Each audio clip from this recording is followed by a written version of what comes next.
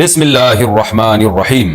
مسائل کے سیشن میں پہلا سوال ہے جی، محرم میں کالے کپڑے پہننا۔ محرم کے حوالے سے جتنے بھی سوالات ہیں نا، آج میں سب کو ایک ہی سوال میں نمٹا دیتا ہوں۔ تو میں جن لوگوں نے بھی محرم کے حوالے سے سوال بھیجے ہیں، میں ان کے سوال پڑھ لیتا ہوں اور پھر سب کو ایک ہی جواب دے دیتا ہوں میں۔ تو پہلا سوال ہے جی، محرم میں کالے کپڑے پہننا۔ یہ محمود صاحب نے انڈیا سے پوچھا ہے کہ محرم کے مہینے میں بلیک کپڑے پہننا کیسا ہے۔ اچھا، ایک اور سوال محرم کے حوالے سے پوچھا ہے جی، محرم میں نکاح کرنا کیسا ہے۔ یہ سوال پوچھا ہے جی ظہور احمد نے کشمیر سے کہ اگر شادی محرم یا سفر کے مہینے میں کی جائے کیسا ہے۔ کچھ لوگ کہتے ہیں کہ ٹھیک نہیں ہے۔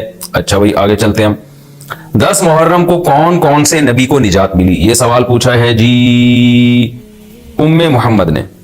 انہوں نے پوچھا ہے کہ جی کیا ان سب باتوں کی کوئی اصل ہے کہ آدم علیہ السلام کو آسمانوں سے 10 محرم کو اتارا گیا، حضرت نوح علیہ السلام کی کشتی اسی دن ٹھکانے لگی، حضرت ابراہیم علیہ السلام کو 10 محرم کو آگ میں ڈالا گیا، اس کی کیا حقیقت ہے؟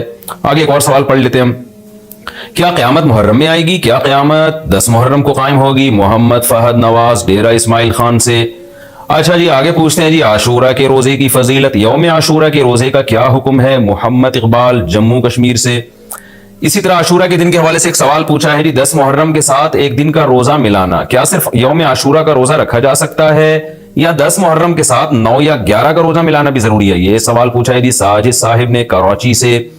عاشورہ میں قضا روزے کی نیت کرنا، کیا کسی کے قرض روزے رہتے ہوں اور وہ عاشورہ کے دن میں قضا روزے کی نیت بھی کر لے تو وہ قضا روزہ ہو جائے گا یا نہیں؟ یہ محمد اسماعیل نے راول پنڈی سے پوچھا ہے جی محرم کے دنوں میں روزے رکھنا، یعنی محرم کے عام دنوں میں روزے رکھنا۔ یہ سوال پوچھا ہے جی کیا محرم کے پہلے تمام 10 دنوں میں روزے رکھ سکتے ہیں؟ یہ صوبیہ ناز صاحبہ نے پوچھا ہے کرناٹک انڈیا سے۔ 10 محرم کو دسترخوان وسیع کرنا، یہ بڑا دلچسپ سوال ہے، اس میں میرا خیال ہے سب کو بہت زیادہ دلچسپی ہوگی۔ 10 محرم کے دن دسترخوان وسیع کرنے کی کیا فضیلت ہے؟ جبکہ 10 محرم کو روزہ رکھا جاتا ہے، 10 دن میں کچھ کھاتے پیتے نہیں اور افطار کے وقت 11 محرم شروع ہو جاتی ہے، تو اس حدیث پر کس طرح عمل کیا جائے گا؟ عائشہ صاحبہ نے کراچی سے پوچھا ہے۔ اور ایک اور سوال ہے جی محرم میں حلیم بنانا کیسا ہے؟ کیا محرم میں شوقیہ حلیم بنانا اور کھانا جائز ہے؟ محمد زبیر۔ اور اسی سے ملتا جلتا ایک سوال ہے جی حلیم کا تلفظ کیسے کریں؟ سبحان اللہ، یہ محرم میں لوگ حلیم بنائیں گے تو کچھ حلیم کو دلیم کہہ رہے ہوں گے، کچھ سلیم کہہ رہے ہوں گے، کچھ وسیم کہہ رہے ہوں گے، تو اس سے پھر سلیم اور وسیم کو تو غصہ آئے گا کہ یار ہمارا نام حلیم کو کیوں دے رہے ہو؟ تو یہ بھی سوال پوچھا ہے جی حلیم کو حلیم بولنا چاہیے یا دلیم بولنا چاہیے، اس بارے میں وضاحت فرما دیں۔ محمد طاہا۔ یہ سارے محرم اور محرم سے ملتے جلتے سوال تھے آج کے سیشن میں، تو میں نے کہا ایک ہی دفعہ میں سارے سوالات میں پڑھ لوں، پھر ایک ہی دفعہ میں ان سب کے جوابات ہو جائے تو اچھا ہے۔ دیکھیں محرم کے بارے میں غلط فہمیاں بہت ساری ہیں۔ پہلے تو میں یہ عرض کروں محرم کی اسلام میں فضیلت کیا ہے اور کیوں ہے یہ فضیلت۔ رسول اللہ صلی اللہ علیہ وسلم نے فرمایا کہ محرم کو آپ صلی اللہ علیہ وسلم نے شہر اللہ قرار دیا ہے۔ صحیح حدیث ہے کہ آپ صلی اللہ علیہ وسلم نے فرمایا، صحیح مسلم کی حدیث ہے کہ رمضان کے روزوں کے بعد سب سے زیادہ جو روزے افضل ہیں وہ شہر اللہ المحرم، اللہ کے مہینے محرم کے ہیں، یعنی اللہ کی طرف اس محرم کی نسبت کی جا رہی ہے، تو یہ ایک بڑی فضیلت کی چیز ہے۔ اور قرآن میں جن 4 مہینوں کو محترم قرار دیا ہے، عرب ان مہینوں میں جنگ و جدال کو حرام سمجھا کرتے تھے کہ یار یہ ناجائز ہے، اس میں جنگ نہیں کرنی چاہیے، ان مہینوں کا احترام لازم ہے۔ ان میں 4 مہینوں میں محرم بھی ہے، محرم، رجب، ذی الحجہ، ذی القعدہ، ذی الحجہ، یہ 4 مہینے ہیں جو محترم ہیں، لیکن اس میں پھر رجب بھی داخل ہے اور ذی القعدہ بھی اور ذی الحجہ بھی، تو یہ بھی ہے۔ اور 10 محرم کے روزے کی بڑی فضیلت ہے۔ آپ صلی اللہ علیہ وسلم نے فرمایا 1 سال کے گناہوں کی معافی کا ذریعہ بنتا ہے، لیکن آپ نے فرمایا کہ یہودیوں کی مشابہت نہ کرو کیونکہ یہودی ایک روزہ رکھتے ہیں تو ہم 9 10 یا 10 11 2 روزے ملائیں گے، تو یہ محرم کی فضیلت ہے۔ اور یہ کیوں ہے اس کی ہمیں وجہ معلوم نہیں ہے۔ جیسے کسی نے ابھی بھائی نے سوال پوچھا نا کہ اس میں کوئی واقعات ہوئے تھے، تو پہلے میں بتا دوں 10 محرم میں جب نبی صلی اللہ علیہ وسلم نے محرم کے مہینے کی یہ فضیلت بیان کی تو اس کو کسی واقعے کی بیس پہ بیان نہیں کی ہے۔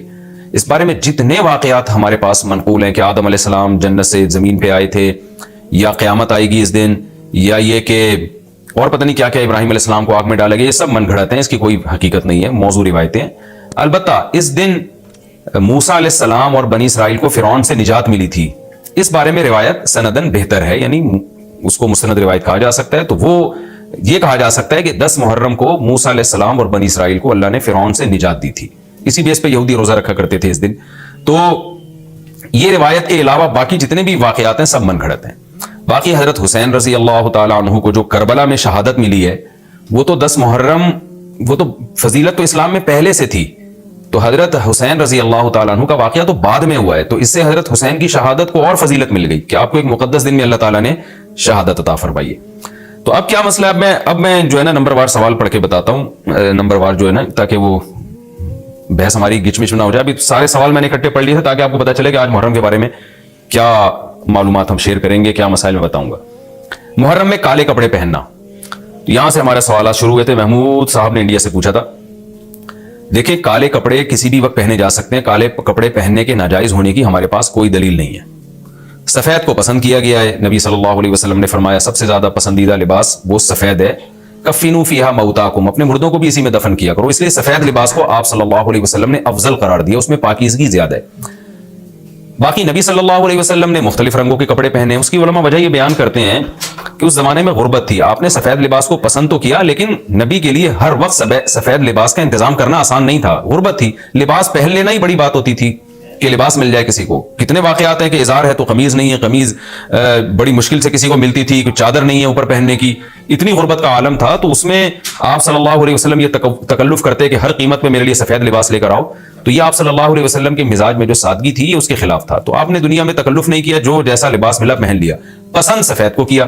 لہذا آج کیا ہے کہ آج اللہ نے لوگوں کو مالی وسعتیں دی ہیں، تو جو لوگ سفید لباس کا معمول بنا سکتے ہیں ان کے لیے افضل یہی ہے کہ وہ سفید لباس پہنا کریں، کیونکہ نبی صلی اللہ علیہ وسلم نے ہمیں اس کی ترغیب دی ہے۔ خود کیوں نہیں پہنا، اس میں تکلف تھا، یعنی پراپر انتظام کرنا مشکل تھا، تو جو آیا پہن لیا آپ صلی اللہ علیہ وسلم نے، کیونکہ ایک چیز مشکل ہے اس میں اتنا تکلف کرنا، یہ خود بھی تو نبی کے مزاج کے خلاف ہے، تو اس لیے ہم کہتے ہیں کہ بھئی جو ملے پہن لو، لیکن اگر لوگ آج کل تو لباسوں میں تکلف ایسے ہی بہت ہو رہا ہے، تو آپ نے جب سلوانے ہی ہیں، خریدنے ہی ہیں، تو سفید کو ترجیح دیں آپ، اس میں پاکیزگی زیادہ ہے، اس میں طہارت زیادہ ہے، آپ سفید لباس کے عادی ہو گئے، آپ سے کلر والا لباس پہنا نہیں جائے گا۔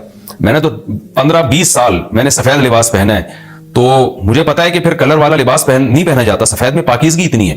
اب میں پہنتا ہوں کلر والا لباس، وہ وجہ اس کی ہے کہ بعض دفعہ گھر والوں کا اصرار ہوتا ہے، بعض دفعہ کیمرے کی ریکوائرمنٹ ہوتی ہے، وہ کیمرہ سفید لباس کو کیچ نہیں کر پا رہا ہوتا، وہ کیمرہ مین کہہ رہا ہوتا ہے بھائی کوئی اور کلر، کوئی اور کپڑے پہن کے وغیرہ وغیرہ، تو خیر میرا عمل تو کوئی حجت نہیں ہے، لیکن افضل یہی ہے کہ سفید لباس کو ترجیح دی جائے، پہنا جائے، اور علماء صلحاء اکثر عموماً ہم نے دیکھا ہے کہ سفید لباسی کو ترجیح دیتے ہیں، کلر والا بھی جائز ہے لیکن بہتر یہ، تو محرم میں بھی سفید ہی ہے، سفر میں بھی سفید ہی ہے، ربیع الاول میں بھی سفید ہے، تو محرم میں سفید کے بالکل الٹ کر لینا، کالا پہن لینا، یہ تو بالکل سفید کے اپوزٹ ہو گیا نا۔ تو ہم یہ نہیں کہہ رہے کہ کالا لباس پہننا ناجائز ہے، لیکن آپ سفید سے اگر آپ نے یوٹرن لیا بھی تھا تو گرے پہ آ جاتے، گرین پہ آ جاتے، ایک دم آپ بلیک پہ آ گئے، تو بہرحال یہ یعنی کراہت سے خالی نہیں ہے، اس کا معمول بنا لینا۔ تو ناجائز میں نہیں کہہ رہا، تھوڑا سا ناپسندیدہ ہے کہ آپ سنت پر عمل نہیں کر رہے، تو سنت کے بالکل اگینسٹ تو نہ جائے نا آپ، یعنی بالکل ہی کالا پہن لیں تو بالکل اس کے اپوزٹ ہے۔ جائز ہے کالا پہننا بھی، لیکن بہتر بہرحال نہیں ہے۔ اور محرم میں کالا پہننا تو ہماری رائے میں بالکل ناجائز ہے، کیونکہ یہ شیعہ حضرات کی اپنی ایک رائے ہے، ان کی اپنی ایک دلیل ہے، ان کا اپنا ایک کانسیپٹ ہے، وہ یہ ہے کہ محرم میں حضرت حسین شہید ہوئے تھے تو ایک بڑے غم کی بات تھی، تو ہم غم منانے کے لیے کالا کپڑا پہنتے ہیں، تو ان کا مسلک ہے، وہ جیسے مسلک پہ اپنے عمل کرنا چاہیں وہ اللہ کے سامنے جواب دہ ہوں گے، ہم کسی کے مسلک پہ طنز نہیں کر رہے، ہم کوئی فرقواریت اور تشدد کی بات کرنا مناسب نہیں ہے، ملکی حالات اس کے متحمل نہیں ہیں، لیکن میں اہل سنت والجماعت حضرات سے کہتا ہوں کہ آپ یہ فیصلہ کریں بھائی، آپ یا تو پورے شیعہ ہو جائیں یا پورے سنی ہو جائیں۔ تو اگر آپ اہل سنت والجماعت کو فالو کرتے ہیں، اور اہل سنت والجماعت کے ہاں جو قرآن اور حدیث اور صحابہ یہ حجت ہے، تو ہمیں تو قرآن و حدیث میں کہیں بھی نہیں ملتا کہ غم میں تم کالے کپڑے پہنو یا غموں کو مناؤ۔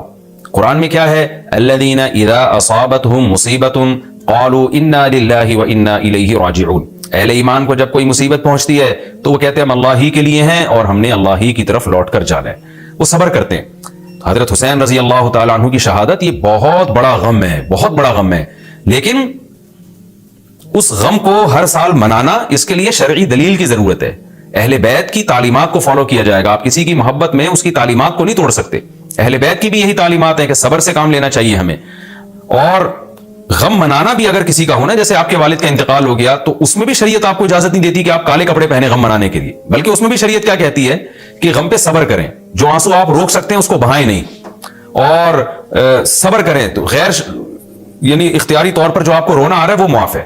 تو جب غم پہنچا ہو اس وقت شریعت آپ کو غم کے طور پہ کالے کپڑے پہننے کی اجازت نہیں دے رہی، تو جب غم 1400 سال پرانا ہو اور ہر سال اس تاریخ پہ آپ کو منانے کی شریعت کیسے اجازت دے رہی ہے؟ یہ تو ایک طرح کی برسی ہو گئی نا۔ نبی صلی اللہ علیہ وسلم کے وفات سے بڑا غم کو اس امت کو ہوگا، ربیع الاول میں آپ صلی اللہ علیہ وسلم کی وفات ہوئی، لیکن ربیع الاول ہر سال آتا تھا، صحابہ، تابعین، تبع تابعین، خود اہل بیت کیا اس ربیع الاول میں کوئی غم مناتے تھے؟ بالکل بھی نہیں. اس مہینے میں شادیاں بھی کرتے تھے, جو خوشی کی بات ہوتی تھی اس پہ خوشی بھی مناتے تھے. تو ہمیں نہیں ملتا کہ صحابہ, تابعین یا خود اہل بیت نے یا سیدنا حسن اور حسین رضی اللہ عنہما یا سیدنا علی ابن ابی طالب رضی اللہ عنہ کی یہ تعلیمات ہو کہ غم کو ہمیں منانا ہے کالے کپڑے پہن کے یا کسی بھی طریقے سے. کسی بھی طریقے سے اسلام میں غم منانے کی آپ کو اجازت نہیں ہے. بعض لوگ یہ دلیل دیتے ہیں کہ حضرت حسین رضی اللہ تعالیٰ عنہ کا غم تو نبی نے بھی منایا ہے, اور نبی صلی اللہ علیہ وسلم نے جب یہ بتایا کہ امت میرے نواسے کو شہید کرے گی تو آپ رونے لگے. دیکھیں, جب نبی کو اطلاع ملی تھی تو آپ غمزدہ ہوئے, تو آپ کا رونا بالکل بجا تھا. تو کسی کو یہ اطلاع ملے کہ فلاں جگہ یہ واقعہ ہو گیا ہے, اس پہ اس کو غم ہوا ہو اور وہ رو لیتا ہے, تو اس میں کوئی حرج نہیں, یہ تو نیچرل ہے. لیکن کیا نبی صلی اللہ علیہ وسلم ہر سال, یعنی جس دن آپ کو وحی کے ذریعے پتا چلا کہ سیدنا حسین ابن علی رضی اللہ تعالیٰ عنہ پہ ظلم ہوگا, تو کیا ہر سال اس تاریخ کو آپ صلی اللہ علیہ وسلم رویا کرتے تھے؟ بالکل بھی ایسا نہیں ہے. تو غم کی اطلاع جس وقت ملی ہو اس وقت رونا آ جانا یہ نیچرل ہے, لیکن ہر سال پراپر اس رونے کو پراپر طریقے سے منانا یا کالے کپڑے پہن کے اس کو منانا, یہ تو بالکل اسلام میں ناجائز ہے. ہمارے پاس اس کے جائز ہونے کی کوئی دلیل نہیں. تو شیعہ حضرات جو کر رہے ہیں آپ ان کو کرنے دیں, ان کو جا کے نہ چھیڑیں, آپ ان کو طنز نہ کریں, وہ ان کی جو رائے ہے وہ اس پر عمل کریں. اسلام میں فرقے تو ہیں ہمیشہ سے, ہم نے تو یہ دیکھنا ہے کہ کون سا صحیح ہے, ہم نے تو اس کو فالو کرنا ہے.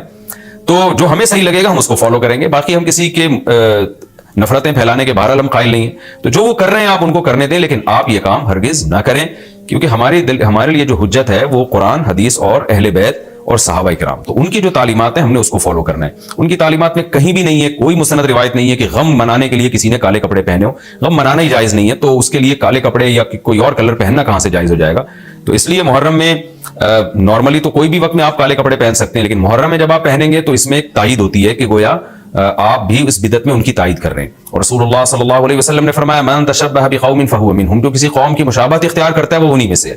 تو اگر آپ چاہتے ہیں کہ آپ کا شمار قیامت میں اہل سنت والجماعت میں نہ ہو, آپ کو شیعہ مسلک ٹھیک لگتا ہے, تو پھر پراپر آپ شیعہ مسلک پراپر پورے طور پر اختیار کریں. آپ آدھا تیتر آدھا بٹیر چلنا تو ٹھیک نہیں ہے نا. اور اگر آپ چاہتے ہیں قیامت میں آپ کا شمار اہل سنت والجماعت میں ہو, تو پھر مکمل اہل سنت والجماعت کو فالو کریں آپ. تو ان کو جو ہے اپنے حال پہ چھوڑ دیں. میں پھر بتا دوں, میں لڑائی جھگڑوں کا قائل نہیں ہوں. شیعہ حضرات آتے ہیں یہاں پہ بیٹھتے ہیں, گپ شپ لگاتے ہیں, چائے پانی بھی چلتا ہے. میرے دوستوں میں بھی ہیں بعض شیعہ حضرات, سلام دعا ہے ان سے, لیکن مذہب پہ بحث نہیں ہوتی. لکم دینکم ولی دین, ہم اسے کہتے ہیں ٹھیک ہے بھائی آپ اپنے رائے پر عمل کریں, بحث مباحثہ نہ کریں. ہاں جو سیکھنے کے لیے ہم سے آنا چاہے محبت سے اس کو سمجھائیں گے, جو نہیں آ رہا سیکھنے کے لیے تو پھر ہم اس سے بحث نہیں کرتے. تو لڑائی جھگڑے نہ کریں, لیکن سنی حضرات کو, اہل سنت والجماعت کو, بل جماعت کا مطلب کیا ہے, ہم حدیث کو بھی مانتے ہیں, بل جماعت صحابہ کو بھی مانتے ہیں. تو صحابہ میں اہل بیت بھی داخل ہیں, اہل بیت کے علاوہ بھی صحابہ ہیں. تو کسی کی بھی, ہماری رائے تو یہی ہے کہ کسی کی بھی تعلیمات نہیں, ہمیں تو حدیث میں کچھ بھی نہیں ملتا.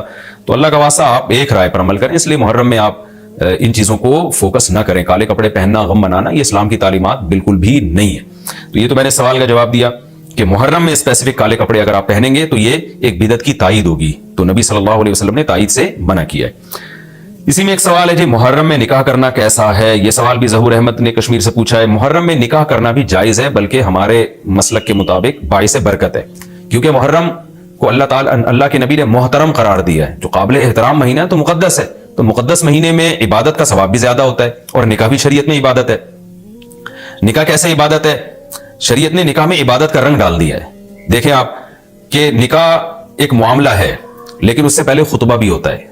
خطبہ جمعے کی نماز سے پہلے ہوتا ہے, خطبہ عید کی نماز سے پہلے ہوتا ہے, خطبہ استسقاء کی نماز سے پہلے ہوتا ہے, خطبہ حج میں ہوتا ہے. یہ ساری عبادتیں ہیں نا جس میں خطبہ ہے, لیکن اسلام نے کیا کہا, نکاح سے پہلے بھی خطبہ ہوگا. اس کا مطلب اسلام نکاح کو عبادت قرار دے رہا ہے, نکاح میں عبادت کا رنگ بھر رہا ہے. تو عبادتیں تو مقدس مہینے میں زیادہ ثواب ہوتا ہے ان میں. تبھی آپ دیکھیں نبی صلی اللہ علیہ وسلم نے فرمایا رمضان کے بعد سب سے زیادہ روزوں کا ثواب محرم میں ملتا ہے. کیوں؟ مقدس ہے نا, تو عبادت کا ثواب بڑھ گیا اس میں. تو اس حدیث سے صاف ہمیں پتہ چلتا ہے کہ اگر کوئی محرم میں اس نیت سے نکاح کرتا ہے کہ مقدس مہینہ ہے, تو اس میں عبادت کا ثواب بڑھ جائے گا, اور اس میں انشاءاللہ اللہ سے امید کی جا سکتی ہے کہ خیر و برکت زیادہ ہوگی. تو اس کو منحوس سمجھنا جائز نہیں ہے. اگر آپ کہتے ہیں اس مہینے میں چونکہ حضرت حسین رضی اللہ تعالیٰ عنہ کی شہادت ہوئی ہے اس لیے منحوس ہے, تو یہ غلط ہے. ایک تو ہماری نظر میں شہادت ایک بہت مقدس مقام ہے, اس کی وجہ سے کوئی مہینہ منحوس نہیں ہو سکتا. مقدس تو ہو سکتا ہے, منحوس نہیں ہو سکتا. دوسری بات یہ کہ یکم محرم سے لے کے 29 یا 30 ذی الحجہ تک اسلامی تاریخ میں کوئی ایسا دن نہیں ہے جس میں کسی مقدس شخصیت کی شہادت نہ ہوئی ہو یا کسی پہ ظلم نہ ہوا ہو. اگر آپ تاریخ کے اوراق اٹھا کے دیکھیں, ہر مہینے ہر تاریخ کو کوئی نہ کوئی اسلام میں اچھا واقعہ بھی ہوا ہے اور برا واقعہ بھی ہوا ہے. حضرت عثمان رضی اللہ تعالیٰ عنہ کی شہادت ہوئی باغیوں کے ہاتھوں, خود نبی صلی اللہ علیہ وسلم کی وفات ہوئی ربیع الاول میں, اور بھری ہوئی ہے نا اسلامی تاریخ. حضرت علی رضی اللہ تعالیٰ عنہ کی شہادت ہوئی, تو ان تمام شہادتوں کے آپ ایام نکالیں, ان کے مہینے نکالیں, کوئی مہینہ نہیں بچے گا. تو اس بیس پہ اگر آپ کہتے ہیں کہ اس مہینے میں نکاح پسندیدہ نہیں ہے, پھر تو پہلی تاریخ سے لے کے سال کی آخری تاریخ تک کوئی تاریخ بھی ایسی نہیں ہے کہ جس میں انسان نکاح نہ کرے.